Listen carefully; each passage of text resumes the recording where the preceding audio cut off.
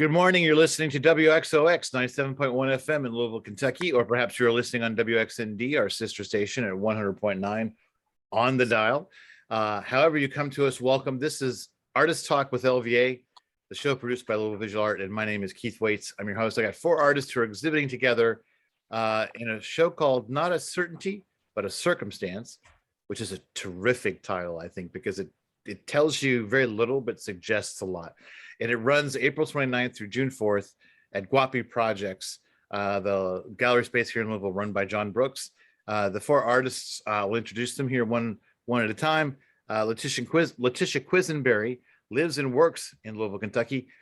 Through the play of material, process, surface, and technology, Quisenberry creates hypnotic objects that extend the boundaries of visual perception. Her bright amalgamations contain layers of vibrancy and translucent elements, color correction film, tinted resin, mica dust, coal slag, sanded plexiglass, fluorescent paint, LEDs. She tempers the impulse to understand her work conclusively by focusing on visibility, bewilderment, and the desire to celebrate uncertainty.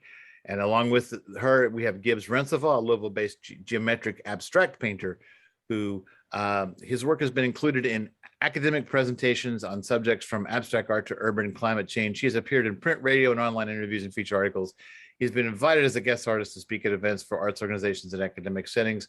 Most recently in 2017, I'm not sure if that's so recently anymore, but we'll get into that. He spoke on the subject of serendipity for the Creative Mornings monthly lecture series titled How to Become a Serendipitous Learner. And then Skylar Smith is an artist, curator, and educator. Her work deals with micro and macro perceptions of the natural world and human scale politics that influence perception. Smith's work has been exhibited regionally and internationally, including at, and I wanted to include these because they're a challenge to say them all correctly, but I wanted the Sanskrit Kendra Foundation in New Delhi, India, and at the Sanbarb Residency, Partapur, India. She's completed artist residencies in India at Sanskrit Kendra and Sanbarb Residency and Colegio Trenar, an elementary school in Lima, Peru. She's been around the world. Martinelle Benson's exploration, that's our fourth artist, Martinelle Benson's exploration of the healing power of art has its roots in personal experience. Born in Georgia, raised in Kentucky, now living in Louisiana near New Orleans, or in New Orleans. In New Orleans. In New Orleans, cool. Benson's college education was temporarily interrupted when he became seriously ill and had to return home.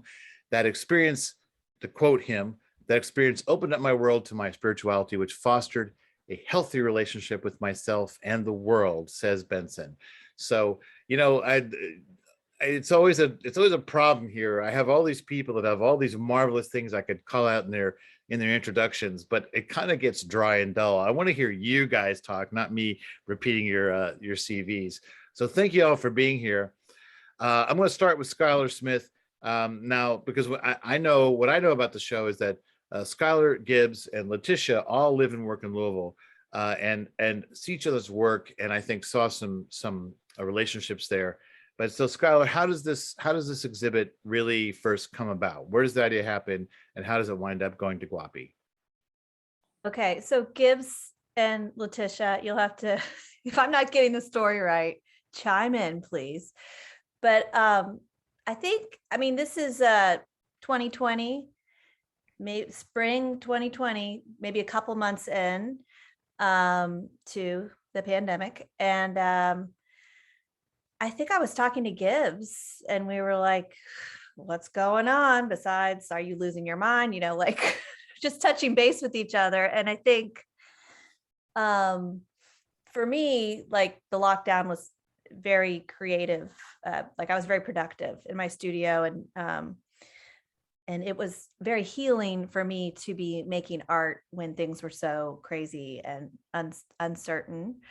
And I think this all started talking to Gibbs, just like, what are you working on? How are you doing? And the idea of having a show when the world would open back up. Of course, we had no idea when that would be. Was it going to be 2 weeks? Was it going to be a year? We didn't know in, let's just say June of 2020.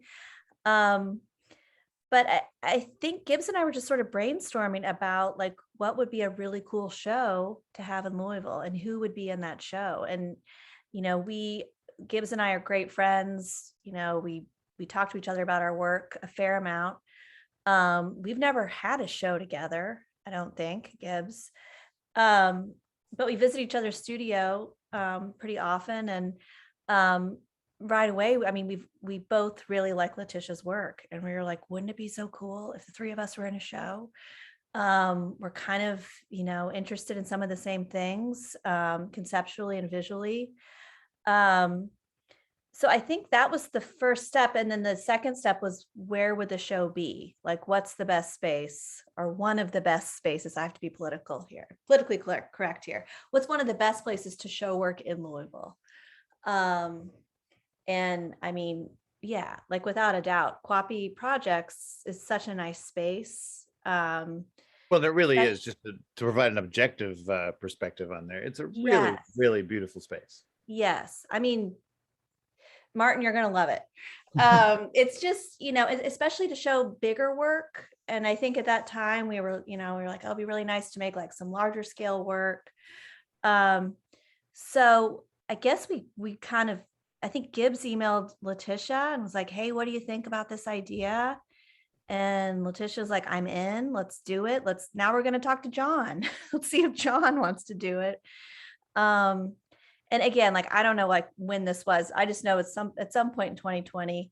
And John said, I love it. You know, I'm booked for 2021, but what about 2022? And we're like, yeah, sure. And then I think a few months later, John said, do you guys know who Martin Benson is?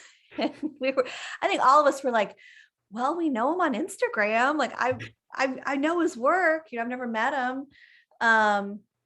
So, you know, I was already following him on Instagram, and I think we were following each other, and I was like, yeah, I love his stuff. I think that would be really cool. So that's how it came together in my mind. But if you all have anything to add to that, please do. I think it would be really funny right now if Gibbs or Letitia one stepped up and said, oh no, I remember it so differently. Totally differently.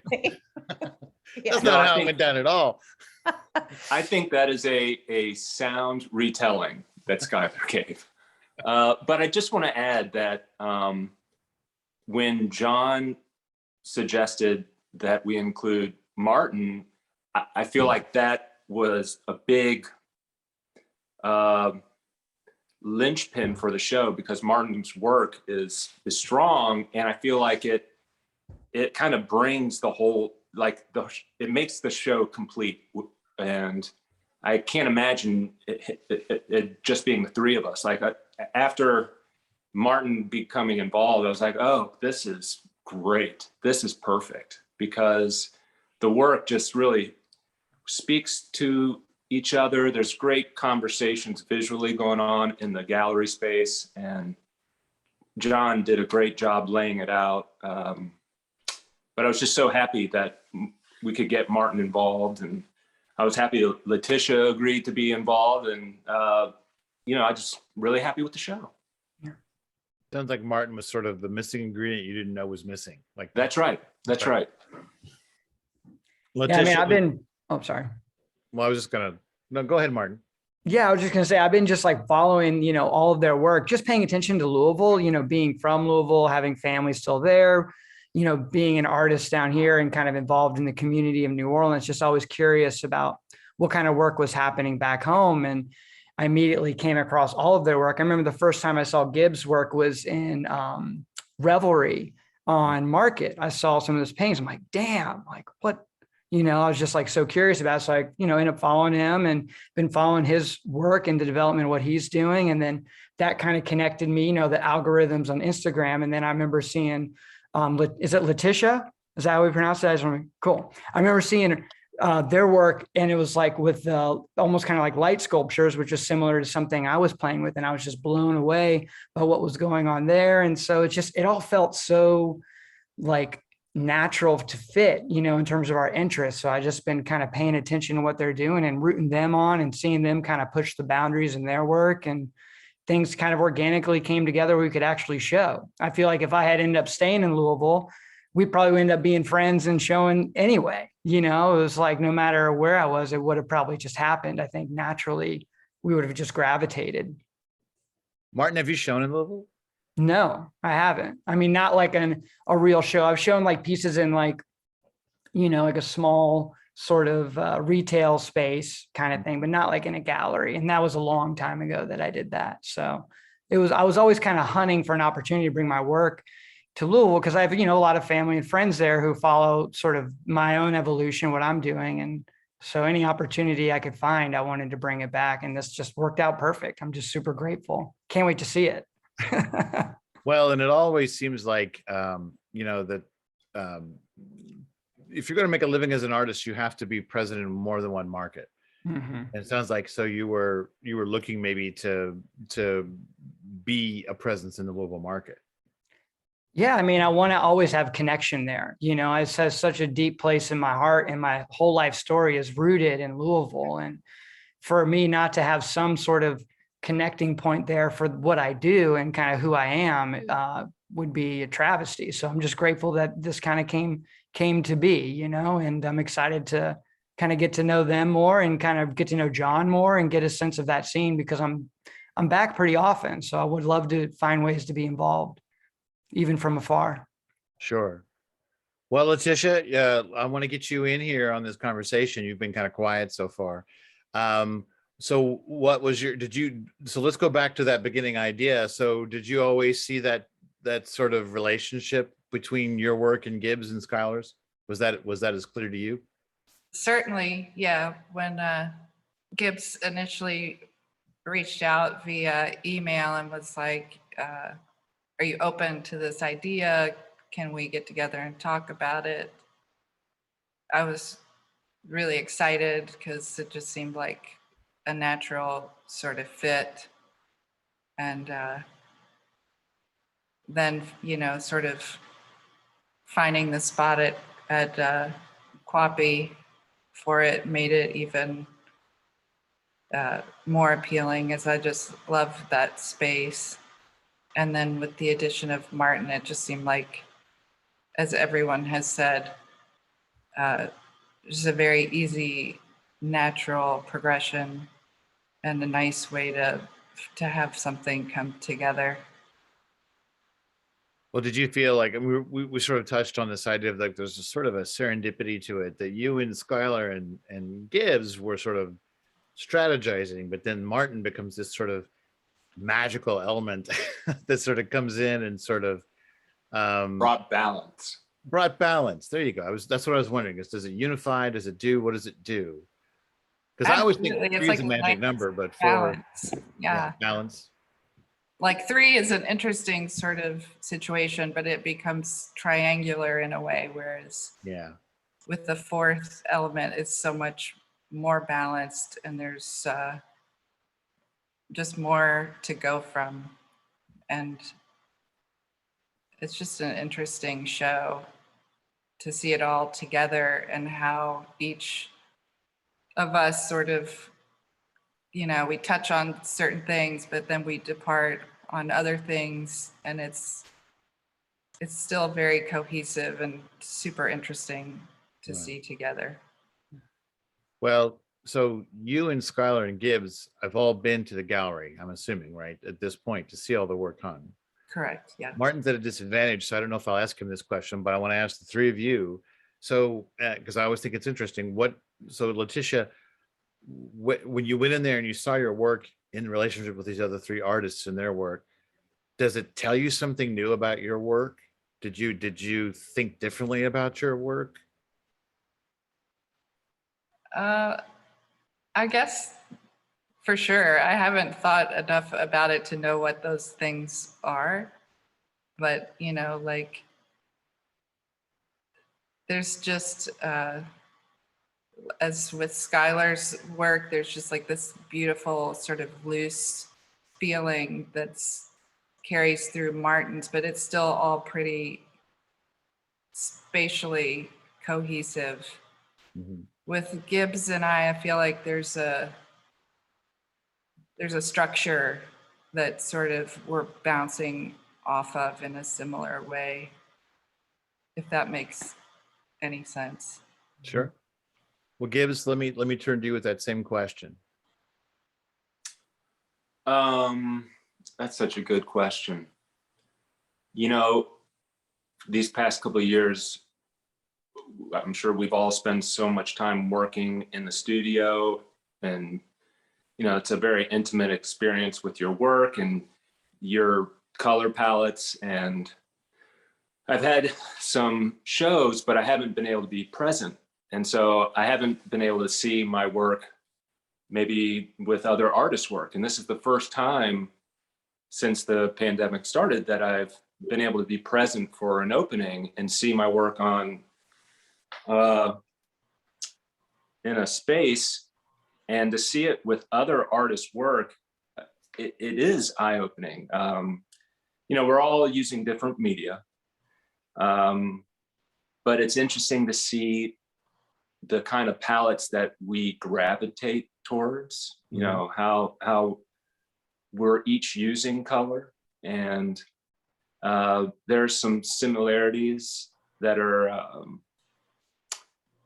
pretty interesting. And so you can't help but look at your work a little differently, you know. I love pink. I think I put it in every single painting that I put out of the studio. And Letitia has a piece in the show, a pink piece, and I was like, oh, and I fell in love with it. It's a beautiful piece, and it kind of makes me think about pink a little bit differently. And that's a great thing. Well, Letitia has used a lot of colors in her work, but I do, for some reason, and when you say that, I think of pink as being a very characteristic color for her. I'm not sure what the foundation of that. She might come back at me and say 99% of her work doesn't involve pink, but I do think that pink is an important color to her. But so Skylar, let me come back around to you, and sort of the same question. Like, what do you did it illuminate your work differently, or did it illuminate even your understanding of the other artists' work differently when it all came together in that space? I mean, I had seen like up close and personal Gibbs's work and Letitia's work. Like, I've been to their studios. I've looked really closely at like their work, and I was at Letitia's studio not too long ago and had such an amazing tour and got to see like the vast materials that she uses in her work.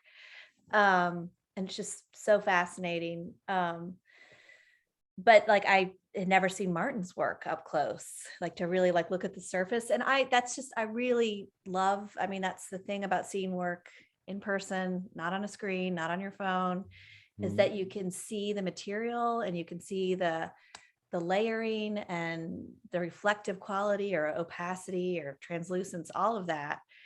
So I think that's like one thing that I really get into in general, but with this show, it was just like looking at that surface quality, like the glossiness of Gibbs's paint and like the hard edge.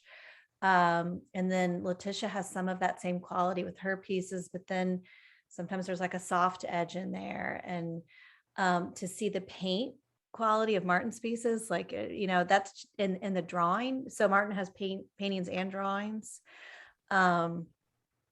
So for me, I think that's just this visual thing. And then my work is very layered and I use a lot of different media in it. But it just inspires me to see what they're doing with materials.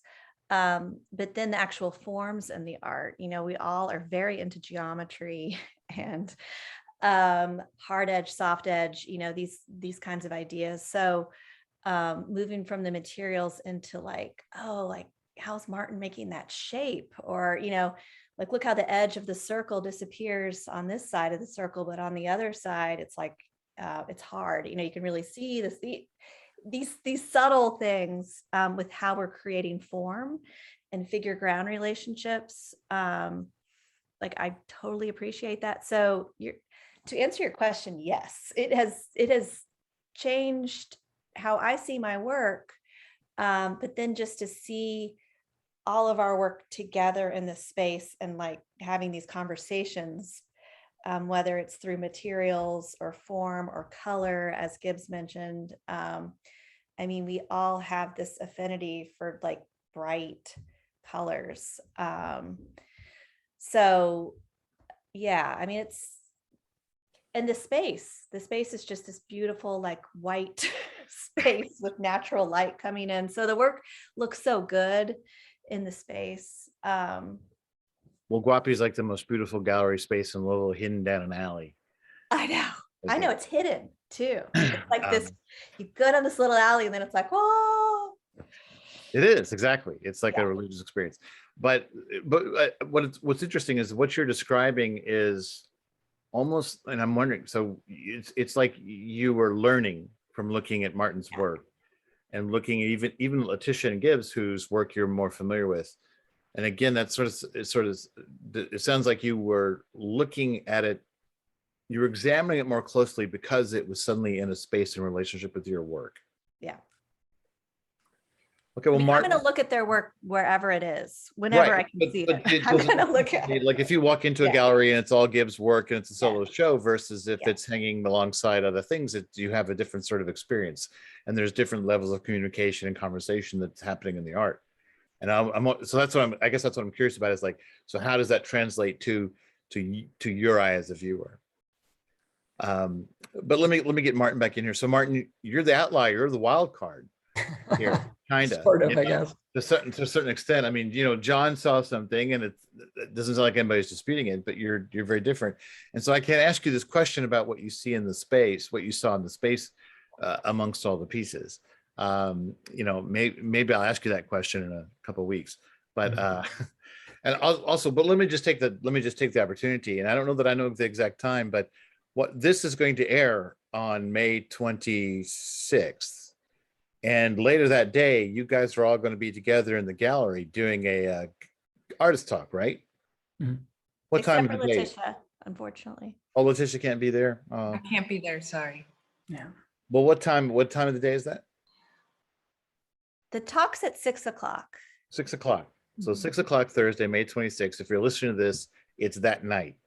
But we want to make sure because artists. I find artist talks fascinating. I know people might think like, oh, it's going to be boring artist talk, but I think really artist talk when they're standing next to the work and be really interesting because Martin's going to come in there, not having seen the show until probably just a couple hours before you have this artist talk or something like that, right? Mhm. Yeah, probably minutes. I'm flying in that afternoon, so I'll probably go in the gallery. Oh, fresh from Probably there. be just like washed over with like all sorts of feelings, and then sit down and, talk about it. I mean, I'm probably going to want to be sucked in just because seeing their work, I've seen Gibbs work before in person, but it's evolved since the time I saw it. But even then it's amazing to see, but what he's doing now with the surfaces is different. So I'm always like Skylar, like when I look at other artists' work, of course I try to like kind of create space, be objective, and just let it like wash over me and like really just trust my intuition on what it's sort of conjuring inside of me, like trying to really pay attention to my like sort of internal responses to what's happening. But then obviously the nerd in me, the artist nerd in me wants to get in there and be like, how are they doing this? Like what materials are they using? Like see if I can almost like reverse engineer like how they've created something so spectacular. And I know with all their work, I'm gonna do that. Like Skylar's work, looks like online, there's so many layers happening, like the way that she's layering her material. It's just incredible. But like, no matter what you do, you can't do it justice unless you're actually standing in front of it, Right. So just like anything, you can never really understand an artist's work. Even a musician, you can't understand a musician unless you actually hear the sound waves hit you right there, right then and there, And so I'm really looking forward to that. I'm curious where it's going to put me in terms of a headspace for an artist talk, Are you worried you're going to be you don't know what to say because you're just going to come off the plane? Yeah. I mean, who knows? We'll see what happens. It'll be fun. I'm excited though, to feel the energy and like the physicality and the presence of the work, like see it at scale in relation to my body. And, it's going to be really exciting for me. I'm going to be like kind of a little kid, like just really anxious and excited to like check it all out. All right, Skylar, go ahead. Well, I was just going to say, I hope it's going to be more like an artist conversation rather than an artist talk. Like we asked John, will you kind of be a moderator and like, you know, because I think artist talks can get kind of boring when it's just like blah, blah, blah. And if the three of us are there, I wish Letitia could be there as well. But if the three of us are there, yeah, I hope we can just sort of like play off of each other like we're doing right now, you know, more of a conversation, but with like in the presence of the work, and kind of more fluid. Like I'm not going to have anything prepared. I don't know about you guys. No, ma'am. So it could just be a little more spontaneous and like a discussion more than a formalized talk. Yeah. Well, my experiences with, you know, I was just listening to somebody talk about their work in a gallery yesterday, and if you're talking about the work that's on the wall, that's exactly the you know, that's exactly the value of it.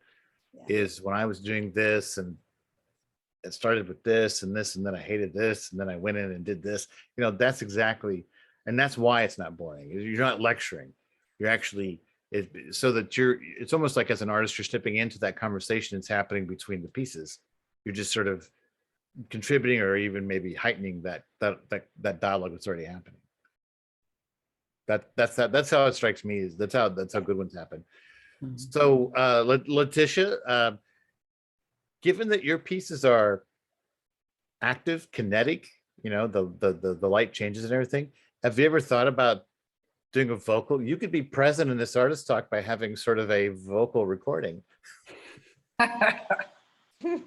I don't think that's going to work out. You should think about that for the future, though. I think I can just sort of picture, you know, like they're all gathered and they're all talking, and then your piece is lit and it's changing, and then all of a sudden a voice comes out of it. That would be really terrific. I'm you know, who am I to tell you what to do? But boy, I think that would be very impactful. They do go well with music, I find, but I don't actually have any light boxes in the show. These are all kind of stationary. Oh, that's right. Works. I've been in there and I've seen it. But you're right. I had forgotten that. I just always think of that part of it of your practice. Is that weird for you not to have a light box? Not to have that? I was gonna have one in there, and I brought the one that we had chosen.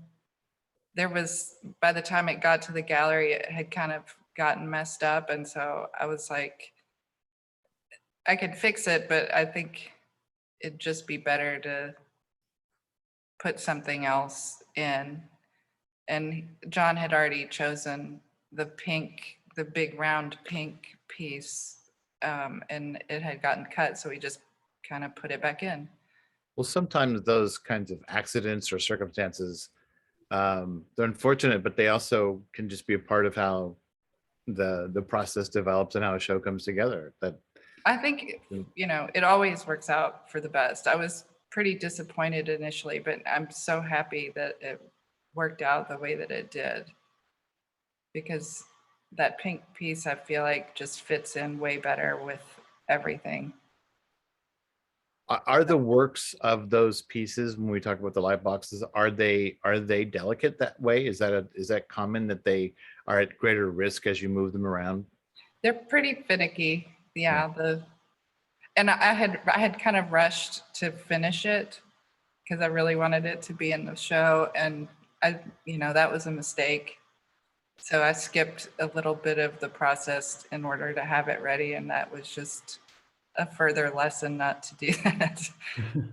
Well, you know, I mean, gosh, how many artists? I mean, that never goes away. I think for artists, you know, even though you're in control of your destiny to some extent now, you're still always rushing to get things ready and try to push yourself a little bit. That seems a very common experience to me. So, for sure. Yeah. And Gibbs, I want to ask you because, you know, I'm used to, I guess I went into that space thinking it's Gibbs in circles, you know, and I go in there and all of a sudden it's like different kinds of shapes. And in fact, there's three-dimensional pieces there. Like your geography has really, you're changing the parameters, the outside of your geography. Yeah. I've been really interested in how people navigate around in space. And so I alluded to kind of illusions in older work, And recently I've been experimenting with three-dimensional forms that come away from the wall. I have these two pyramids that are in the show. And the viewer has, they can move around the piece, and the piece changes depending on the perspective of the viewer. And that added a interesting element of body awareness, because once you have body awareness, it's the first step in kind of spatial awareness. And there's an interesting thing going on there where people are asking, well, what's happening in this space?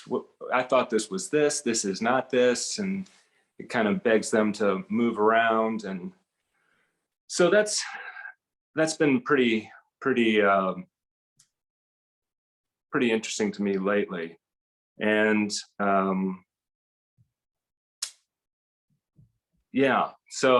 a couple of the three-dimensional pieces. It's kind of an optical illusion. It is a bit. I've tried to create something similar to that, but on a flat surface in the past.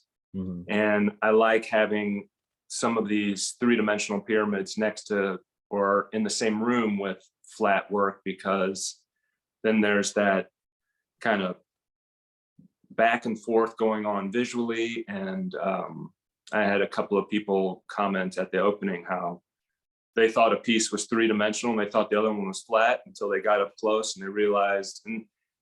And so that adds a kind of surprise to it, which is something I'm aiming for in my work. I like the idea of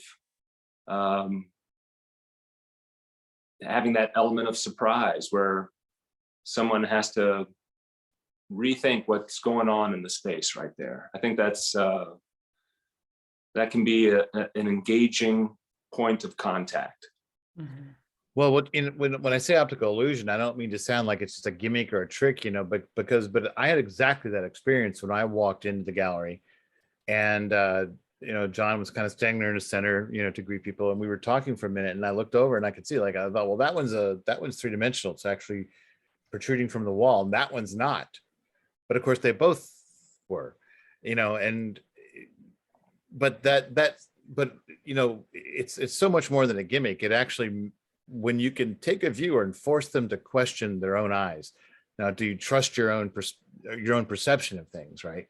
Mm-hmm. That once you've unsettled them or thrown them slightly off center, right, then they're going to look at maybe everything in the room differently. Mm-hmm. Yeah, that's right. So that's actually called, we all have something called the orienting reflex, mm-hmm. where that's really what a surprise is. We reorient ourselves when something unexpected happens. And so that kind of shifts the wiring in our brains. And, that's how we can set new pathways mentally and that sort of thing. And so I explore this as well with pieces that kind of reside in corners. But yeah, that's good. I'm glad you had that reaction. What also makes me think about, I read this a long time ago, that whenever we change our routine, whenever we do something unexpected, like if you normally go to work all these different ways, you go, I've never gone this way, I'm going to go this way. You just that creates new brain cells. That's every right. time you break routine, and every time it creates new brain cells. That's and right. so, which kind of leads us to the idea then that visiting a gallery and looking at work by artists promotes the growth of brain cells. So, well, yeah. And so many people need to hear that right now, because like Skylar said, so much has just been viewed through a screen that I think people get used to not seeing things in person. And it's really important to see, especially visual art, in person. And just like Martin mentioned, and to go hear music in person. It's just a completely different experience. And with visual art, there's texture, and you can move around the space, and it's just, you can't capture that digitally. And so I hope as people get more comfortable, we'll see more people going to galleries and that sort of thing. Well, and I've thought it all, and I'll say two things that I've said many times on the show, but they always are worth repeating. So one is just specifically to the pandemic, is that I felt like even when there was still a lot of concern, even before vaccines were common and all that kind of thing, that going to a gallery with whoever you were quarantined with, masked, galleries are not usually overly crowded places unless you go to the openings. So I've always thought that all during the pandemic, the safest cultural experience was to go to an art gallery. But also just, yes, it is. Even for work that is digitally created, I have found it's astonishing what kind of difference it can be to see it in the room and how it's hung and where it's just the scale of it, or it's just, yeah. I think the internet is a great tool to become aware of artists and to find out what's going on. But yes, being in the room is essential to all that. So Skylar, let me come back to you. So looking at the work, we're talking about, this is abstract work. There's a lot of color. There's a lot of geometry. There's pattern. There's repetition. Is there something else to the work besides those formal elements that I'm calling out, though? Definitely. Yeah. Can you hear me okay? Yeah. Okay, because I had earbuds and I just took them out. Yeah, I mean, like conceptually, I'm thinking about a lot of different things when I make the work. And those are just the formal elements that I use to communicate those ideas. But the pieces that are in the show at Quappy, I wanted initially to do more. There's 4. They're all works on paper, about 4 feet by 4 feet. And I was initially maybe going to do like 6 or 7 of them, thinking that not all of them would make it in the show, because there are other artists in the show also. But I was thinking about the chakra system. I don't know if you know what chakras are. I'm sure you all know what chakras are, but Keith, you probably know what chakras are as well. But yeah, I think so. Yeah. So I was thinking about chakras, and in a nutshell, chakras are just different sort of energy centers in your body that different traditions use to kind of focus on in meditation. And they're connected to different colors and different elements, as in like earth, fire, water, ether, these different elements found like in the environment. And, for me, just having, like, I have a yoga practice and a meditation practice, and have studied those different traditions. I was thinking about making these pieces that they would loosely be connected to different chakras, and each chakra is like a microcosm. Like there's so much to it that you can really dig into in terms of a concept. And as I'm making these pieces, and really with a lot of my art, I try to like get into some kind of meditation as I'm creating the work itself. So just to kind of meditate on these different ideas as I'm making the pieces, and those are going to influence, the colors I'm going to use, and the shapes I'm going to use, and how I'm going to layer things. That's kind of the one of the larger ideas I was thinking about with the work that's in the show. And I feel like all of my work does have this idea of like a microcosm and a macrocosm. So like things that are so small we can't see them, and things that are so large we can't see them either. But yet we have these lenses like microscopes and telescopes that allow us to see these forms that are like so teeny and so large. And that those teeny tiny things are very similar to the very, very large things. And then, with the work I make, it's just kind of making those connections between, things these different shapes, these different patterns that are in nature, whether we can see them or not. so that's like when I think about the microcosm and the macrocosm, that's what I'm thinking about. Okay. And the chakra system is kind of like has those ideas as well within it. Well, Martin, I saw you're nodding your head a lot. Does that all resonate with you from how you view your work? Say that one more time. Sorry. Does that resonate with you and how you view your work?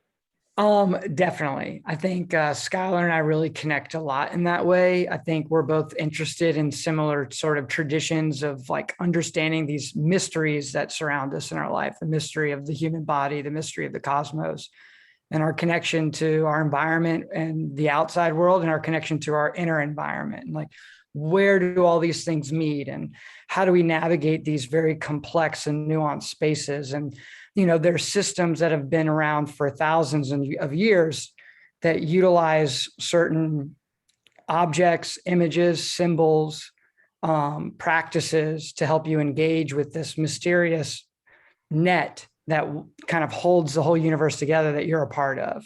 And the yoga tradition is very interesting to me, something I practice a lot and integrate into my work, especially in meditative practices. And I really love the koan practices in Zen Buddhism, like this ability to sort of like use your own intellect against itself to explode it, because the intellect tends to be sort of put on a pedestal as like the idealist pinnacle of what a human being can have, is like a supreme intellect. But in my life experience, I feel like there are things that transcend intellectual understanding, that are ineffable, that are you can only describe or through the experience of art, whether it's through music or performance, or, using another sort of like sword to cut through the boundaries of our intellect. And I think that's what painting and art for me can be. And that's sort of how I view it almost for myself. Like, I feel like my art practice is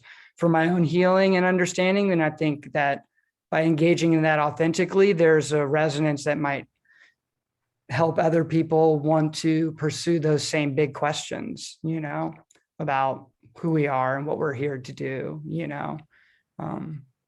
What sort of, the misnomer about abstract work is that there's nothing to it, right? That it's a very formal process. But what you guys are talking about is how abstraction actually might have more depth and more connection to human experience than straightforward representational narrative paintings or art of any kind. Does that not? So let me just, I think let's wrap up on this point. So Letitia, does that make sense to you, or do you feel like your work is doing something entirely different? It makes a lot of sense to me. And it also, I'm interested in sort of time and history, how these things in our past continue to influence how we're approaching the world now. I feel like in my work, I'm trying to just respond to whatever it is that I'm doing, to just be open to whatever to what the thing needs to be, right. Really, which is like great practice for how to live. It's just accepting what you've got and responding without, of course you're trailing everything behind you and you've got your future in front of you, but it's how you respond right now. Okay. So I don't know if that answers your question, but that's a lot of what I'm thinking of. Well, and Gibbs, I'll give you the final thought on that. How does that all strike you in terms of how you're? Well, I feel like I could pick a little bit from everything that all three of them just said, because it all resonates. I want to comment on color, though, on the idea of light, because all four of us are so color focused, which is just a study of light, essentially. And color is such a puzzling thing. It's such a puzzling element, and there's so much to explore, and it's so strange and beautiful, and it's not surprising that it can touch on these, scientific or mystical or philosophical. It hits every pin. And the title for the show is just perfect, because color is so subjective, and for every individual it resonates differently. And I think this show is just a perfect example of that. Okay. Well, we'll end on that note. We're just about out of time.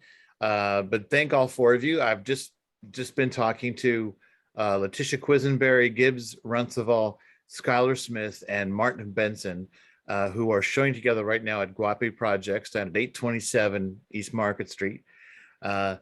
Find the sign and the clean alley, and you will find one of the most beautiful gallery spaces in town. It's called Not a Certainty, but a Circumstance. It's up now, and it runs through June 4th. And the morning that this is being broadcast, there's an artist talk at 6 o'clock tonight. So if you're listening to this, artist talk, 6 o'clock tonight at Guapi Projects. So thank you guys all for taking the time with me. Awesome. Thank you. Thanks, Keith. Thank you, Keith. Thanks, Keith. I'll see y'all in like a week or less. Look forward to it. Can't wait. Yeah, me too. Me too. Take care, y'all.